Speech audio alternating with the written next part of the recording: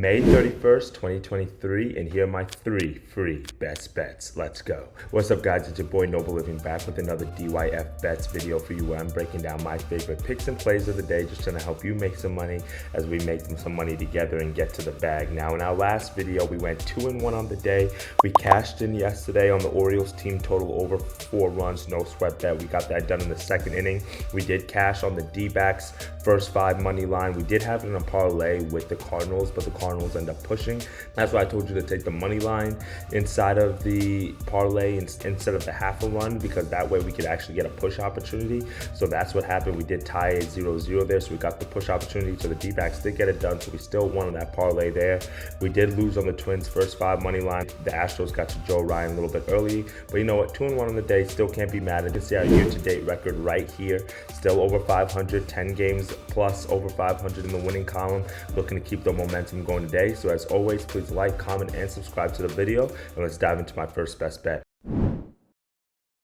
So for my first best bet of the day, again, all these bets are for baseball today. We don't have any NBA until tomorrow, NBA Finals. I am going to start handicapping some WNBA this year as well, so be on the lookout for that. But for right now, we're just going to have to settle for some baseball picks. It is a Wednesday day, so it is a travel day. So make sure you guys are joining the Telegram group. Link is in the bio. So this way you guys can stay up to date on all the best bets and picks that I'm putting out throughout the day. And for the first bet, I'm going with a player prop, and I'm going to go with Mitch Keller for the Pittsburgh Pirates over 6.5 strikeouts. Best odds I've seen is -110 on FanDuel. So I really like this one because Mitch Keller, he's won against Alex Wood on the mound, and Mitch Keller has been really good to start the year. I mean, the 27-year-old is putting on an absolute show. It's a breakout campaign for him. 6-1 on the year, 3.02 ERA, a 1.02 WHIP through 11 starts. Really strong numbers through several starts. So it's like if he was going to regress, we would probably start to see it now, but he's really been strong. And the biggest thing I really like to see is he's got 85 strikeouts over 68 2/3 innings. So he's missing a lot of bats. He's getting a lot of guys to strike out. And in this matchup, Mitch Keller's facing the Giants, and they're 22nd in baseball in team OPS against righties this month. So they have not been hitting righties well in the month of May. They also have a high strikeout rate of 24%, which is 6th highest in the league over the past month. And if you look at Mitch Keller's strikeout numbers, and again, the line here is only at 6.5. He's gone over this total in 6 straight games. He's had 8 strikeouts, 8 strikeouts, 13 strikeouts, 8 strikeouts, 8 strikeouts, 10 strikeouts. So we're even clearing this by even an extra strikeout here. So that's really what I want to see. And also, when I add in the fact that the Giants also strike out the 2nd most in the entire league so far this year, right behind the Twins at over 9 strikeouts per game, everything is telling me to go with Mitch Keller strikeouts over 6.5. He should be able to get that. He's gone over 6 straight, like I mentioned. And again, the Giants are not hitting righties well, so I really like to see that. So because Giants have not been hitting righties that well, and I'm not a big fan of Alex Wood, that's now going to be my second best bet, right? So my first one, Mitch Keller over 6.5 strikeouts. My second one is going to be the Pirates on the money line at +110. I think we're getting really good value here because of the fact that the Pittsburgh Pirates have been really bad in the month of May. They have not won a ton of games, but when I really look at who they're facing on the mound and Alex Wood, I think Mitch Keller is going to get it down on his side, but I also think that Alex Wood is going to be able to give up a few runs here, as he's been inconsistent throughout the year. Even in his last start against the Brewers, he got a ton of run support, so he only gave up 1 run, so he did pitch well. But the thing that I really looked at is that he gave up 5 walks in that matchup. And if you look at the game before that against the Marlins, which is not the strongest offense in the entire majors, right? Like, they don't hit a ton of runs or home runs and things of that nature. He still gave up 4 earned runs against them and 2 home runs. So when I see those numbers against a pitcher like Mitch Keller, who's in really good form, I think we're getting really good value with the Pirates here. So give me the Pirates on the money line as my second best bet of the day. So I just gave you a 2-1 special right there in that same game, as I think we should be able to cash in on the player prop and then also get really good value on the Pirates on the money line. For my third and final best bet of the day, I'm going for a 2-team steamer here, a 2-team total parlay, and I'm taking the Blue Jays and Brewers game over 8 runs, and I'm parlaying that with the Nationals and Dodgers game over 8 runs, and that gets us to about +112 odds there. So let's break into that first game between the Brewers and the Jays. Jays. So we've got Alex Manoah on the mound and he's facing Julio Teheran. This is really an interesting game to handicap from a pitching perspective because first, Julio Teheran is on the mound for the Brewers and they've been so injury riddled this year that they called up Julio Teheran. Like, I didn't even know he was really still pitching for real.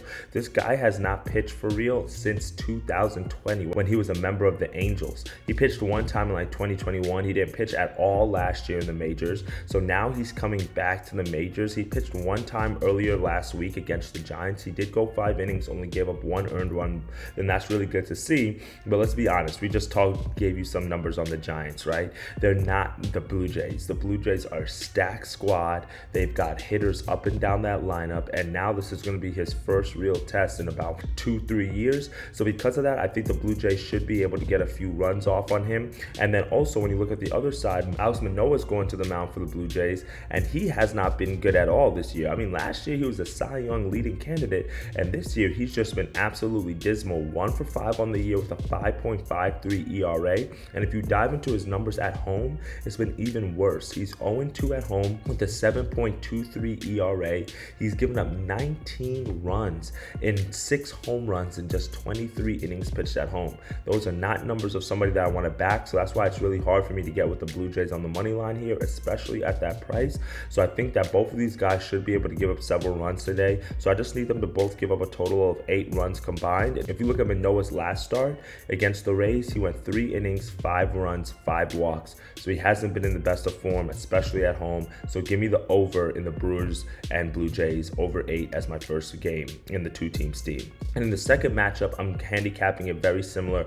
2 pitchers who are known for giving up a lot of runs. First one is Patrick Corbin. He's 4-5 on the year with a 4.88 ERA for the Nationals. And then we've got Noah Syndergaard, who's going for the Dodgers, 1-4 on the year, 6.27 ERA, right? And then when you dive into the numbers a little bit deeper, you realize that the Dodgers have been hitting lefties really, really well this month. They're 3rd in team OPS, and then also 3rd in isolated power. And they've also had a pretty low strikeout rate this month as well, and a high walk rate at about 10.2%. So those are all solid numbers that you want to face, especially against a pitcher like Patrick Corbin, who can miss some bats, but also at the same time is susceptible to giving up sharp contact and the long ball. And then when you look at both of these pitchers in recent form, they have not been pitching well. Corbin last start, 6.1 innings, 6 earned runs, 1 home run, and 4 walks against the Royals, which is another team that hits left-handed pitchers really well. And then Syndergaard in his last start against the Braves, he went 6 innings, 8 hits, 6 earned run, and 1 home run. So both of these guys have been in not the best form lately, been giving up a lot of runs. And then Syndergaard, he's not really a strikeout pitcher. He only has 33 strikeouts in 47 1/3 innings. So because of that, he's not missing a whole lot of batters. So I think there should be a lot of contact on their balls today. So as a result, give me the over in the Dodgers and the Nationals, over 8 runs. And we're going to parlay that with the Brewers and the Blue Jays. And that should get us to really plus 100 value, so we can double our money right there. Well, that's it for me today, my friends. As always, I appreciate y'all for tapping into the show. Be sure to join the Telegram group like I mentioned earlier, so this way you guys can stay up to date with all my live and best bets that I put out throughout the day, especially today being a travel day. Make sure that you guys are grabbing that Pittsburgh game early because it does start around 3:30 Eastern time, as we do have 2 best bets in that game. Hopefully we can sweep the board today, and then we can be back tomorrow. We've been in really good form lately, stringing together some winning days. I think that's 2 to 3 winning days in a row, so we want to keep the momentum going today, and let's see what we can do. And as always, dictate your fate. Let's make some money. I'll see y'all in the group. Later, guys.